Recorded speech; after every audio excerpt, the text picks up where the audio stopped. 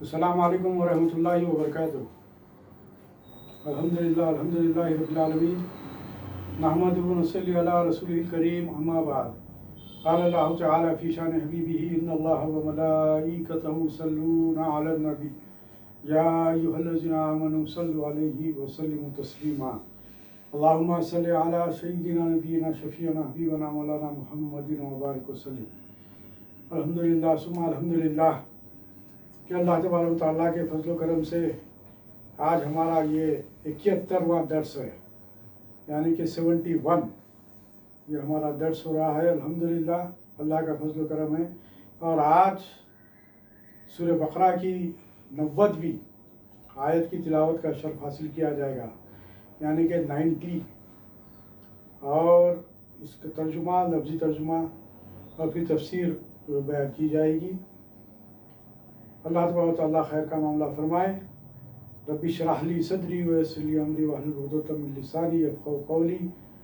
صدق اللہ العلی العظیم۔ فاعوذ باللہ من الشیطان الرجیم۔ بسم اللہ الرحمن الرحیم۔ بئس ما اشتروا به انفسهم ان یکفروا بما انزل اللہ بغیا ان ينزل الله من فضله على من يشاء من عباده فباءوا بغضب على غضب وللكافرين عذاب مهين۔ صدق اللہ العلی العظیم۔ یہ سورہ بقرہ کی 90ویں آیت کی تلاوت کا شرف حاصل کیا گیا۔ اب آئیے اس کا لفظی ترجمہ سماعت فرمائیے کہ بئس ما، بری ہے وہ چیز کہ اشتروا، انہوں نے بیچا، بھی، اس کے بدلے، انفسہم، اپنے نفسوں کو، ان یکفروا، یہ کہ وہ کفر کرتے ہیں، بما، اس چیز کے ساتھ جو انزلہ، نازل کی، اللہ نے، بغیاً، حسد کرتے ہیں، ان ینزل، اس سے کہ نازل کرے اللہ، ان ینزل اللہ، اس سے کہ نازل کرے اللہ، من فضلہ، اپنا فضل، علی من، جس پر، یشاء، وہ چاہے، من عبادہ، اپنے بندوں میں سے، فباؤ بغضب، چنانچہ وہ پھرے غضب کے ساتھ، علی غضب، غضب پر، وللکافرین، اور کافروں کے لیے، عذاب مہین، عذاب ہے مہین، رسوا کن، ذلت کرنے والا عذاب ہے ان کے لیے جنہوں نے انکار کیا اور حسد سے کام لیا۔ آئیے اس کا لفظی ترجمہ اور تفسیر سماعت فرمائیے۔ اس کا ترجمہ اس طرح ہے کہ بہت بری ہے وہ چیز جس کے بدلے انہوں نے اپنے تئیں بیچ ڈالا، وہ ان کا کفر کرنا ہے اللہ تعالیٰ کی طرف سے نازل شدہ چیز، یعنی کہ قرآن مجید کے ساتھ محض اس بات سے جل کر، یعنی کہ حسد کر کے، خدا نے اپنا حسد کر کے، خدا نے اپنا فضل اپنے جس بندے پر چاہا نازل فرمایا۔ اللہ تعالیٰ نے جو اپنا فضل سرکار دو علیہ وسلم پر کیا، اس سے انہوں نے حسد کی وجہ سے اس کا انکار کیا، اس سے کفر کیا، انکار کیا۔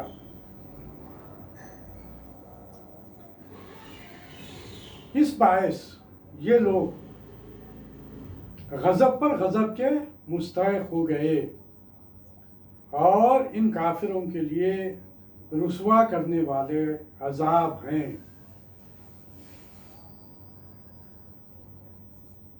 مطلب یہ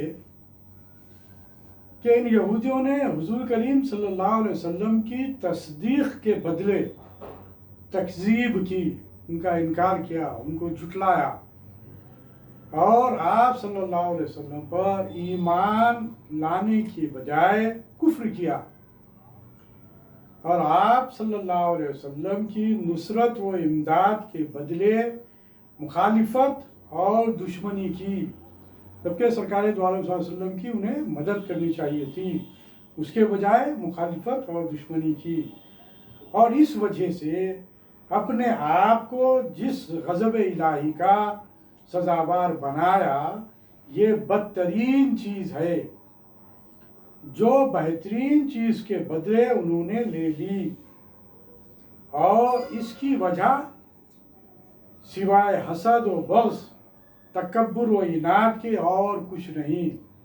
یعنی کہ ان یہودیوں کو تکبر اور عناد، بغض، کینہ، کپٹ، اس نے انہیں لے ڈوبا، جس کی وجہ سے انہوں نے انکار کیا۔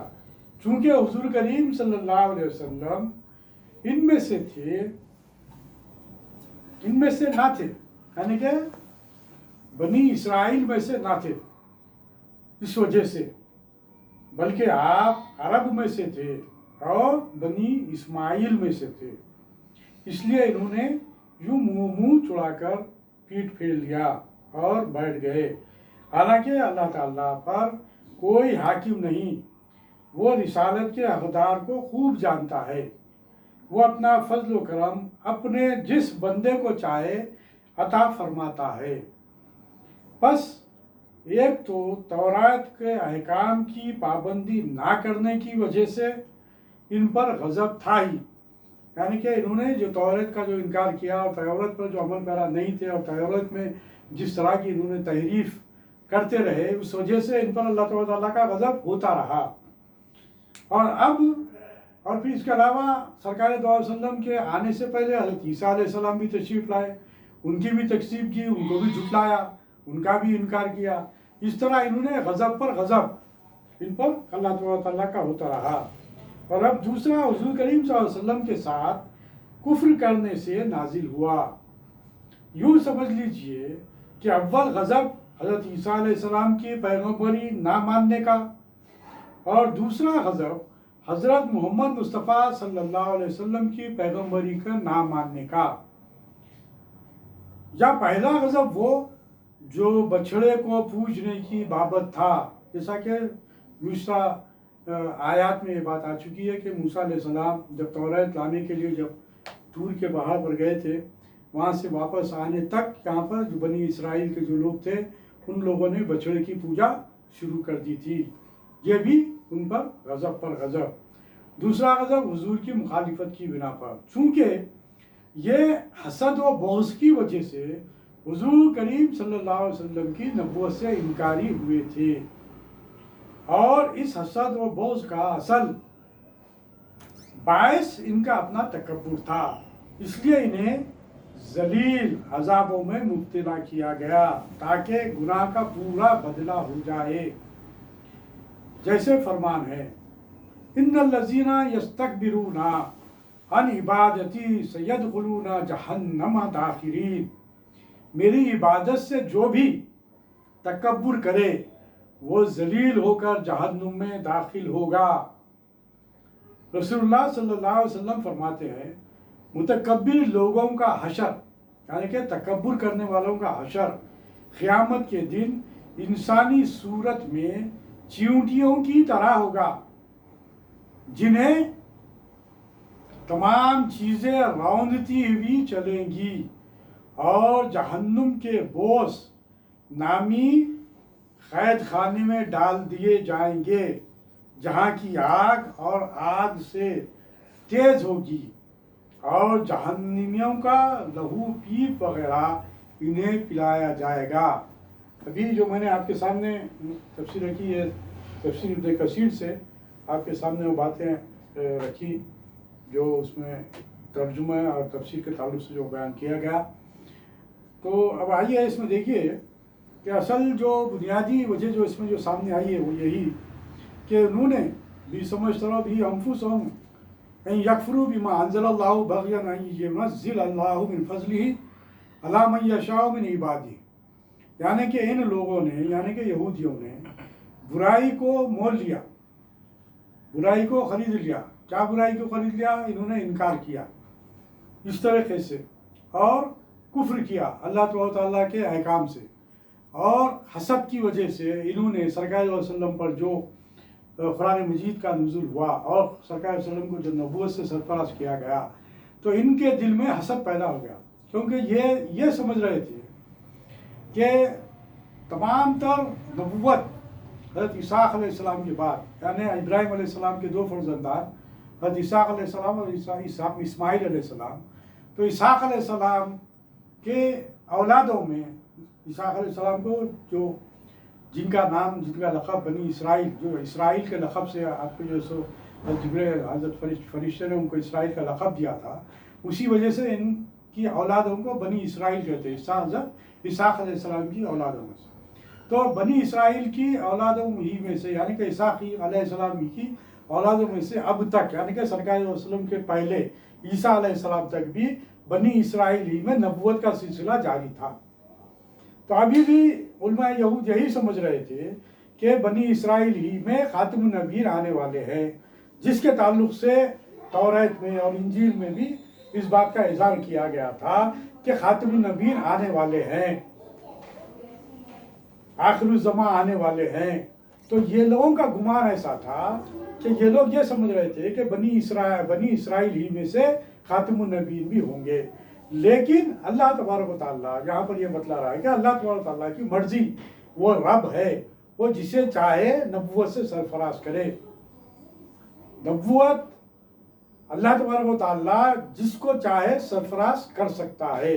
لہذا اب محمد صلی اللہ علیہ وسلم کو، یعنی کہ محمد صلی اللہ علیہ وسلم بنی اسماعیل میں سے تھے، حضرت اسماعیل علیہ السلام کی اولادوں میں سے آپ کا نسب ہے. تو اب یہاں پر جو چینج ہوا، بنی اسرائیل سے ہٹ کر نبوت کا سلسلہ بنی اسرائیل میں ختم ہوا، اور بنی اسماعیل کی اولادوں میں سے سرکار دو عالم صلی اللہ علیہ وسلم کو خاتم النبیین بنا کر مبعوث کیا گیا. اب سرکار دو عالم صلی اللہ علیہ وسلم کے بعد کوئی نبی آنے والے نہیں ہیں. تو یعنی کہ ان یہودی علماءوں کو ایک قسم کا جو گمان تھا ان کا، اس کی نفی ہوئی، جس کی وجہ سے ان کے دلوں میں بغض، کینہ، کپٹ اور حسد پیدا ہو گیا. یہی حسد تھا جس کی وجہ سے انہوں نے سرکار دو عالم صلی اللہ علیہ وسلم کا انکار کیا. سرکار دو عالم صلی اللہ علیہ وسلم کا انکار کرنا کیا ہے؟ اللہ کا انکار کرنا ہے. سرکار علیہ وسلم کا انکار کرنا کیا ہے؟ تمام انبیاء کرام کا انکار کرنا ہے. قرآن مجید کا انکار کرنا کیا ہے؟ تمام کتابوں کا انکار کرنا ہے. اس لیے کہ ان کے پاس خود جو کتاب تھی توریت میں خود اس بات کی نشاندہی کی گئی تھی کہ اس کے بعد کتاب آنے والی ہے، اس کتاب کی تم پیروی کرو. نبی آخر الزمان آنے والے ہیں، تم ان کی پیروی کرو. تو یعنی کہ یہ ان کے پاس خود جو کتاب ہے توریت، جس کے یہ پیروی کرنے والے ہیں بتلاتے ہیں، جس کو یہ ماننے والے ہیں بتلاتے ہیں، اور شریعت موسوی پر عمل پیرا ہونے والے ہیں بتلاتے ہیں، لیکن اس کے باوجود انہوں نے اس بات کی تحریف کر دی اور اس بات کا انکار کر دیا. اگر وہ توریت کو ماننے والے ہوتے حقیقی معنوں میں، اور ایمان کی حقیقی کیفیت ان کے دلوں میں ہوتی، تو وہ توریت کو مانتے اس لیے بھی کہ قرآن نے توریت کی تصدیق کی. قرآن نے نہ صرف توریت کی تصدیق کی بلکہ جتنی بھی آسمانی کتابیں نازل ہوئی ان تمام کتابوں کی تصدیق کی. یعنی کہ قرآن مجید ایک ایسی کتاب، سرکار دو عالم صلی اللہ علیہ وسلم آخری نبی، ایسے نبی جنہوں نے تمام انبیاء کرام کیا، آدم علیہ السلام سے لے کر عیسیٰ علیہ السلام تک آنے والے تمام انبیاء کرام کی تصدیق کی. قرآن مجید تمام کتابوں کی تصدیق کی. یعنی کہ یہاں پر مکمل دین ہوا، یہاں پر تمام مکمل دین سرکار دو عالم صلی اللہ علیہ وسلم پر ہو گیا. تو لہٰذا ان کا فریضہ یہ تھا کہ یہ اللہ کے احکام کو مانتے اور سرکار دو عالم صلی اللہ علیہ وسلم کو مانتے اور قرآن مجید کو مانتے. لیکن ان کی جو فطرت تھی، ان کی جو عادت تھی، ان کے اندر جو کینہ، کپٹ، حسد اور بغض کی جو کیفیات تھی، جس کی وجہ سے انہوں نے یہاں پر بھی اس بات کا انکار کر دیا، جس کی وجہ سے ان پر عذاب مہین کہا گیا، یعنی ان پر عذاب پر عذاب، ایسا عذاب ان پر نازل ہوا. انہوں نے ہمیشہ اسے ان کا کام ان کا طریقہ کار کیا رہا؟ انہوں نے سب سے پہلی بات تو یہ کہ انہوں نے خود اپنی کتاب میں تحریف کی، کتاب کو بدل ڈالا، توریت میں اس میں تحریف کی، اس بات کو ایسے انہوں نے بدل دیا. کس کی وجہ سے؟ حسد کی وجہ سے اور مال و متاع کی وجہ سے اور اپنے مقام و مرتبے کو حاصل رکھنے کی وجہ سے. وہ اس کی جو طلب تھی ان کے اندر جو مقام و مرتبہ کا ان کا جو جذبہ تھا کہ ہمیں جو عزت حاصل ہے وہ عزت ہم سے نہ چلی جائے، جس کی وجہ سے انہیں توریت میں انہوں نے تحریف کر دی. اور جس بات کا بتلایا گیا تھا کہ قرآن مجید تمہارے بعد آنے والی جو کتاب ہے اس پر ایمان لاؤ، تو اس کا بھی انہوں نے انکار کر دیا. اور اللہ تبارک و تعالیٰ کے منتخب کیے گئے بندے یعنی رسول اللہ صلی اللہ علیہ وسلم کا انکار کر دیا. نہ صرف یہ رسول اللہ صلی اللہ علیہ وسلم کا انکار کیا، بلکہ اس سے پہلے سرکار صلی اللہ علیہ وسلم کے مبعوث ہونے سے پہلے 600 سال پہلے جو عیسیٰ علیہ السلام مبعوث ہوئے تھے ان کا بھی انہوں نے انکار کر دیا. موسیٰ علیہ السلام کے بعد عیسیٰ علیہ السلام نبی بن کر خاتم النبی بن کر آئے، اس کے درمیان میں بہت سے انبیاء آئے، ان کا بھی انکار کر دیا. نہ صرف انکار کیا بلکہ قتل کیے، جن کا ذکر گزشتہ آیات میں ہو چکا ہے. تو یہ یہودیوں کے تعلق سے خاص بات بتلائی جا رہی ہے.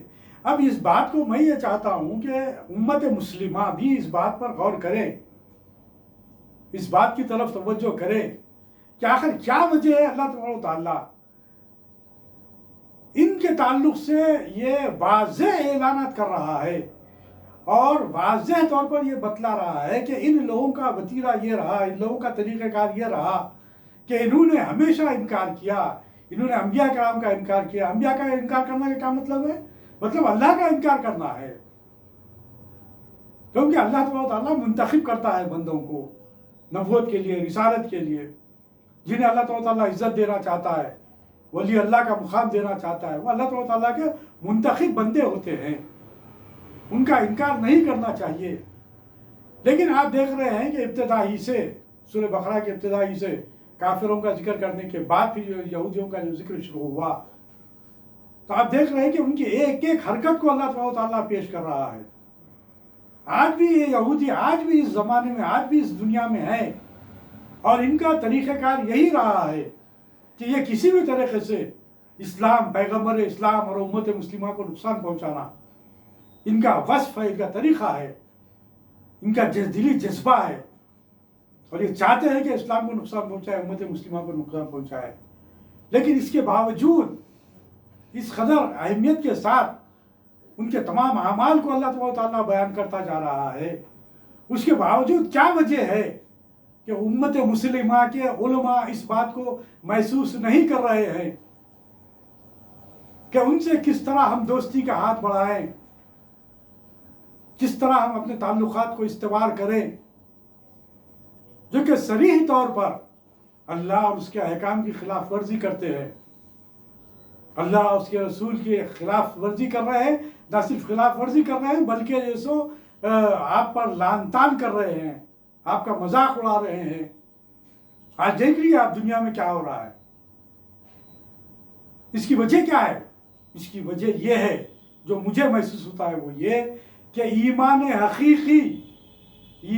حقیقی معذرت کے ساتھ میں یہ بات کہنا چاہتا ہوں، یہ بات میں تمام لوگوں تک پہنچانا چاہتا ہوں کہ ایمان حقیقی جو ہمارے دلوں میں ہونا چاہیے، معافی کے ساتھ میں یہ بات عرض کر رہا ہوں کہ وہ ایمان حقیقی ہمارے دلوں میں نہیں ہے.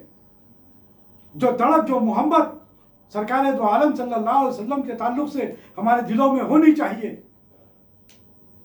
جو اللہ تبارک و تعالیٰ کے حوالے اپنے آپ کو کر دینا چاہیے.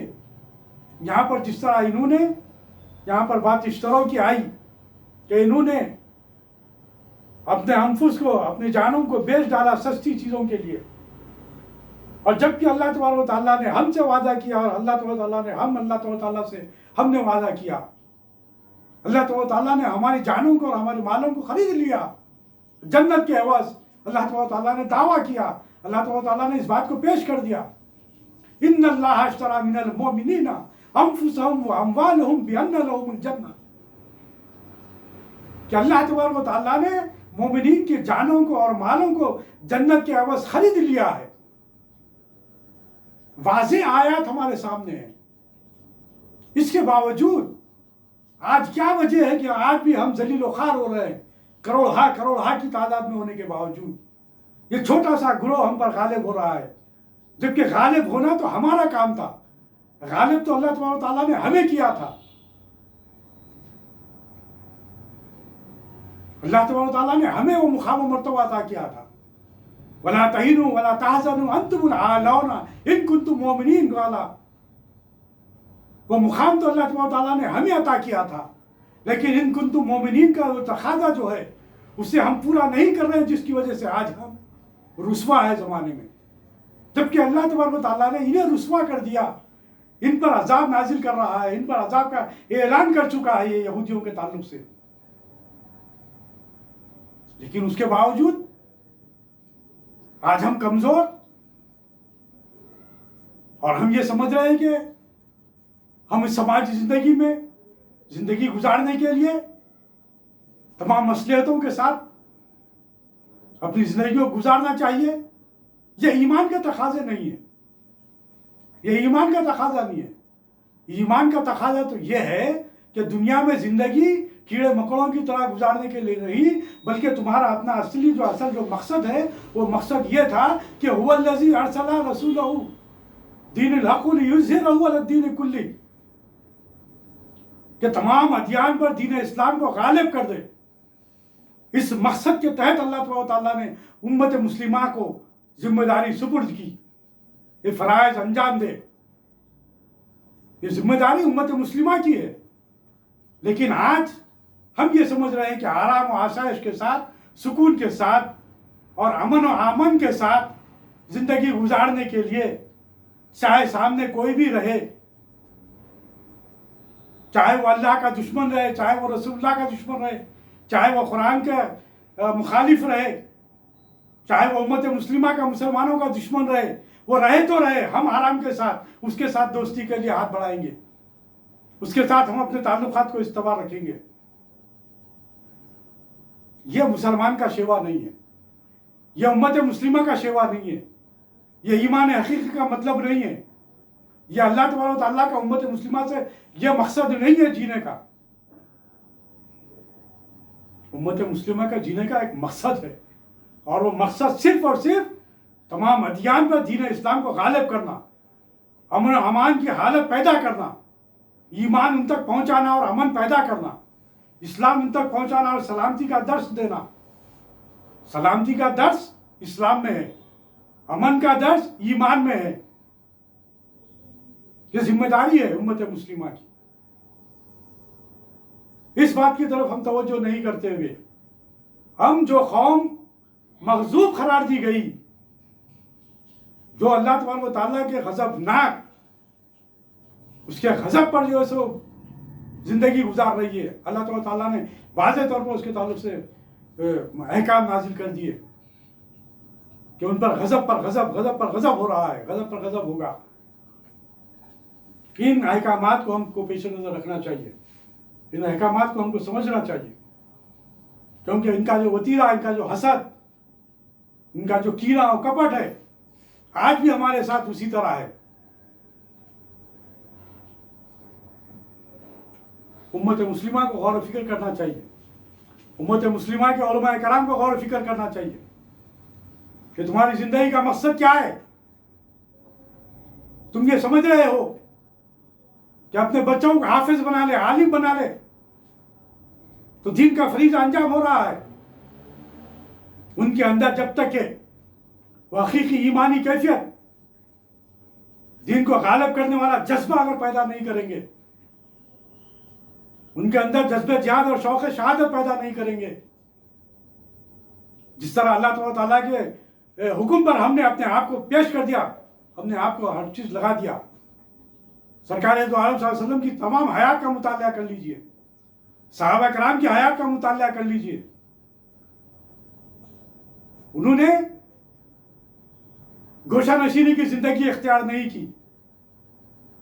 انہیں صرف درس حاصل کرنا اور درس دینے کے حد تک نہیں رہے، بلکہ دین کو پہنچانے کے لیے گھوڑوں کی ننگی پیٹھوں پر ٹوٹے پھوٹے تلواریں اور برچھے لے کر آگے بڑھے اور دین کو غالب کیا. اللہ پر بھروسہ کیے اور اپنے ہاتھوں پر بھروسہ کیے. ایک ہاتھ میں تلوار اور ایک ہاتھ میں قرآن کو لے کر آگے بڑھے.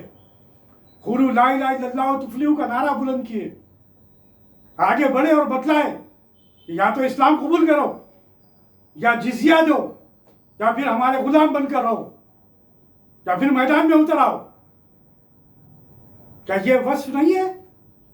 کیا یہ جو طریقہ کار اسلام کا رہا ہے، یہ اصل مقصد حیات نہیں ہے کہ دین تو دوسروں تک پہنچانا ہے تو کس طریقے سے پہنچانا؟ دشت و دشت ہیں، دریا بھی نہ چھوڑے ہم نے، بحر ظلمات میں دوڑا دیے گھوڑے ہم نے۔ یہ کیا ہے پھر؟ کیا ہے پھر یہ؟ ان باتوں پر غور کرنا پڑے گا، ان باتوں کو سمجھنا پڑے گا۔ میں موجودہ حالات کے تناظر میں یہ بات کہہ رہا ہوں، بہت ہی جذبات میں یہ بات کہہ رہا ہوں کہ آج بھی یہ مختصر ہونے کے باوجود، امت مسلمہ کے کروڑا لوگ ہونے کے باوجود، آج بھی ہم ذلیل و خوار رسوا ہے۔ آج بھی ایسا محسوس ہو رہا ہے کہ ہم دبے ہوئے ہیں اور یہود و نصارہ اور مشرکین ہم پر چڑھ آ رہے ہیں، ہم پر چڑھ آ رہے ہیں، اور ہم ہیں کہ امن امن امن امن کی بات کہہ رہے ہیں، مصلحت کی بات کہہ رہے ہیں۔ امن اس طرح قائم نہیں ہوتا۔ مصلحتوں کے ساتھ کیڑوں مکڑوں کی زندگی گزارنا اسلام کا وتیرہ نہیں ہے، اسلام کا طریقہ کار نہیں ہے۔ بہت سی قرآنی آیات کا مطالعہ کیجئے، علماء کرام کو چاہیے کہ وہ حق حق حق حق کا اظہار کرنے والے بنے، حق کا اظہار کرنے والے بنے، آرام و آشائش کی زندگی کو ترک کرے۔ امن و سکون کے باتوں میں آ کر امن و سکون کے لیے یہ سمجھ رہے ہیں کہ امن و سکون اس طریقے سے حاصل ہوگا، قطعی نہیں ہو سکتا۔ یا تو تم کیڑوں مکوڑوں کی طرح پس دیے جاؤ گے، قتل کر دیے جاؤ گے، جو اللہ تبارک و تعالیٰ قطعی جو ہے پسند نہیں کرتا ایسی زندگی کو اور ایسی موت کو امت مسلمہ کی۔ اللہ تبارک و تعالیٰ سے دعا ہے کہ اے باری تعالیٰ تو ہمیں ایمان کی وہ حقیقی کیفیت پیدا کر دے جو صحابہ کرام کے اندر تھی، جو اولیاء اللہ بزرگان کے دلوں میں تھی، وہ تڑپ، وہ محبت، وہ اخلاص، وہ جذبہ، وہ شوق شہادت، وہ جذبہ جہاد، دین اسلام کو غالب کرنے کا جذبہ، دین کو پہنچانے کا جذبہ، غیر مسلموں تک دین کو پہنچانا، یہ اصل تبلیغ ہے، یہ اصل دین ہے۔ ہم جو آپس میں جو گفتگو کرتے ہیں یہ دین نہیں ہے، یہ دین کو غالب کرنے والی بات نہیں ہے۔ یہ تو وتواصوا بالحق وتواصوا بالصبر کے زمرے میں بات آتی ہے۔ ایک دوسرے کو حق اور صبر کی تلقین کرنا، ایک دوسرے کا حق کو پہنچانا، لیکن حق تو وہ ہے کہ میری زندگی کا مقصد تیرے دین کی سرفرازی، میں اسی لیے مسلمان، میں اسی لیے نمازی۔ حق تو یہ ہے کہ حق ادا نہ ہوا، کہ آج بھی وہ جو حق ہم کو ادا کرنا چاہیے تھا وہ حق ادا نہیں کر پا رہے ہیں۔ اللہ تعالیٰ سے دعا ہے کہ باری تعالیٰ تو ہمیں دین اسلام کی حقیقی محبت اور اس کو سمجھنے اور اس کی صحیح فہم اور فکر عطا فرما، اس کی صحیح فہم اور فکر عطا فرما۔ ربنا آتنا فی الدنیا حسنۃ وفی الآخرۃ حسنۃ وقنا عذاب النار۔ خالی دنیا اور آخرت اچھی ہو جائے نہیں، عذاب النار سے بچنے کے لیے اس کے احکام پر عمل پیرا ہونا پڑے گا۔ ربنا لا تزغ قلوبنا بعد إذ هديتنا وهب لنا من لدنك رحمة إنك أنت الوهاب۔ سبحانك اللهم وبحمدك أشهد أن لا إله إلا أنت أستغفرك وأتوب إليك بفضل سبحان ربك رب العزة عما يصفون وسلام على المرسلين والحمد لله رب العالمين۔